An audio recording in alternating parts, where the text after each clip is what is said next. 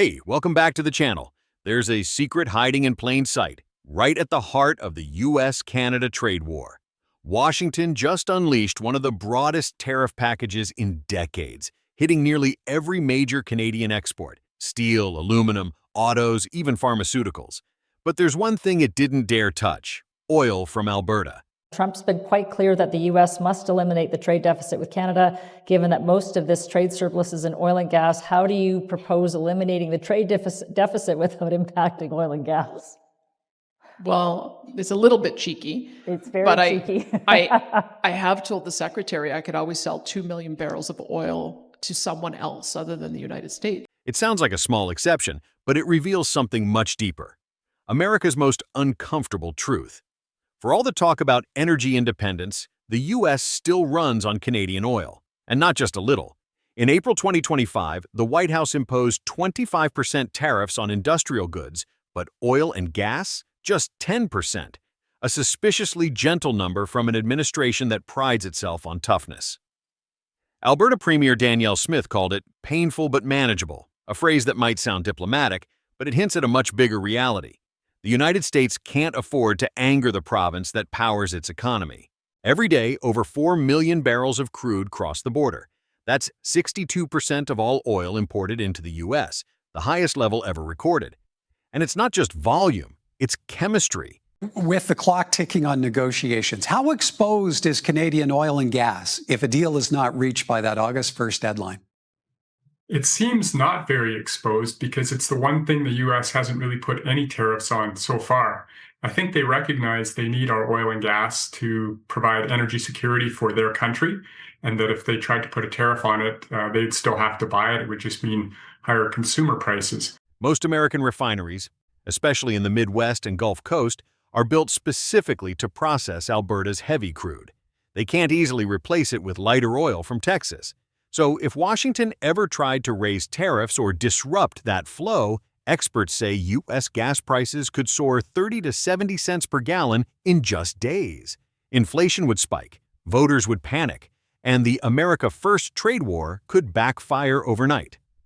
While Ontario and Ottawa take the economic hits, Alberta stays quiet, holding what might be the most strategic leverage in North America. So here's the real question: did Washington just expose its biggest weakness by trying to look strong? Before we dive in, don't forget to hit that like button. A simple like helps push this video to more people who need to see it. Canada has been very tough to deal with over the years, and it's not fair that we should have a $200 billion or $250 billion deficit. We don't need them to make our cars, and they make a lot of them. We don't need their lumber because we have our own forests, et cetera, et cetera. We don't need their oil and gas. We have more than anybody. Well, a message to Premier Smith. One day, I think you might have to use that Trump card and give approval for an export tax. Because you want to talk about a Trump card, that will instantly change the game. Instantly, when the Americans, and I know the Americans, all of a sudden their gas prices go up 90 to $1 a gallon, they will lose their minds. And that's where the real problem begins, because America's dependency on Alberta isn't just economic, it's technical. Most U.S. refineries simply can't run without Canadian oil. The majority were designed decades ago to process heavy, sour crude, the kind that comes almost exclusively from Alberta's oil sands. Switching to lighter domestic oil from Texas isn't a quick fix. It's like trying to run a diesel engine on gasoline. In the Midwest region, PADD2, around 70% of refinery feedstock comes from Canada, and every single imported barrel originates north of the border. Further west, in the Rocky Mountain region, PADD4, Canadian oil makes up 44% of total supply, with no alternative delivery routes available.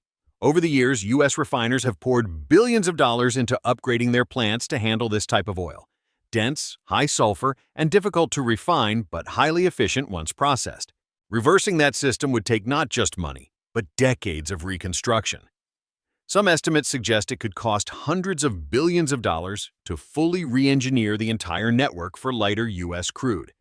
In short, the North American energy system isn't just connected, it's hardwired. Every pipeline, refinery, and shipping terminal has been built around the assumption that Canadian oil keeps flowing. And that means any attempt by Washington to decouple from Ottawa isn't just unrealistic, it's practically impossible. Still with us? Hit that subscribe button so you don't miss what's next. That built-in dependence carries a dangerous risk, one Washington rarely says out loud. What if Alberta's oil ever stopped flowing? Even a brief disruption could send shockwaves through the U.S. economy. Analysts like Patrick DeHaan of GasBuddy warn that if Canadian imports were taxed or interrupted for just a few weeks, gas prices could surge 30 to 70 cents per gallon. That spike wouldn't just hit drivers, it would ripple through every truck, plane, and tractor that keeps America running. The Midwest would be hit hardest, with nearly all its imported oil coming from Canada and no quick backup. A single bottleneck could stall refineries within days, triggering a chain reaction. Rising fuel costs would drive up transportation and production expenses, pushing inflation higher and squeezing farmers already struggling with razor-thin margins. Before long, the Fed would be forced to act, risking slower growth or even recession. A tariff meant to pressure Canada, in the end, could turn into an economic boomerang, hurting American consumers long before Ottawa feels a thing. That's why Alberta doesn't see itself as a victim in this trade war. It sees itself as a power broker. Washington can threaten tariffs all it wants, but it can't run its economy without oil flowing from the north. And that gives Alberta something rare: leverage. Canadian producers can quietly pass those import taxes back to U.S. buyers, especially in regions like the Midwest, where no alternative supply exists. The U.S. sets the tariff, but Canada controls the price. Premier Danielle Smith put it plainly: Alberta will not retaliate, but can use oil as a tool for regional security. It wasn't a warning, but a statement of balance. Energy as both necessity and insurance. That modest 10% tariff says everything. Washington calls it discipline. In truth, it's an admission of dependence. Alberta has become the safety valve of the entire North American system, a single province capable of shaking the world's largest economy without firing a shot. Analysts now call it geo-energy leverage. Power not from weapons, but from pipelines. For decades, Alberta was seen as dependent, a supplier locked into America's energy system. But that narrative changed in May 2024, when the Trans Mountain expansion finally came online. The project boosted capacity to 890,000 barrels per day, nearly triple its previous volume, and for the first time in history, gave Canada a direct route to the Pacific. That single pipeline rewrote the map. Oil that once had to pass through U.S. territory can now flow straight to Asia. Early contracts with Sinochem and Sinopec signaled not just new buyers, but a new era, one where Alberta could diversify its markets and loosen Washington's grip over its exports. By redirecting even a fraction of its production, Alberta gains something far more valuable than higher prices: strategic flexibility. It can balance between U.S. demand and global opportunity, using infrastructure as insurance against political shocks.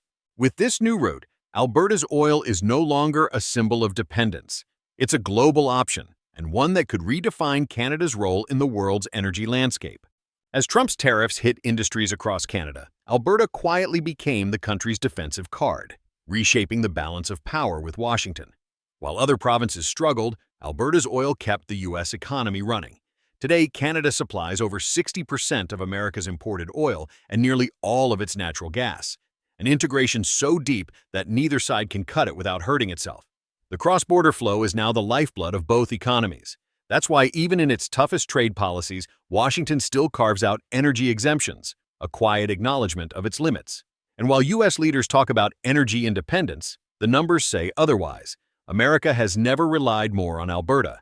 This gap between rhetoric and reality now defines North American energy politics, where Canada's oil has become not just a resource, but a pillar of influence in a region that once believed it could stand alone. The U.S.-Canada tariff war has revealed something bigger than trade. Energy is no longer just fuel, it's power. And in this new reality, Canada is quietly learning to use oil not as a commodity, but as a strategic tool.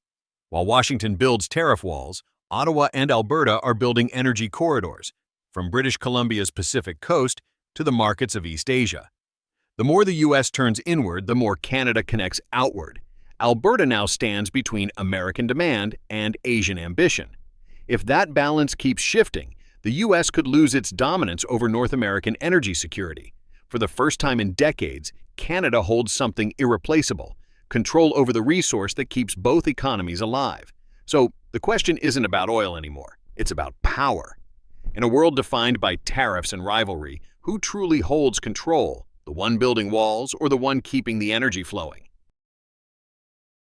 And maybe that's the real story behind this trade war. Not who taxes whom, but who can afford to turn the valve.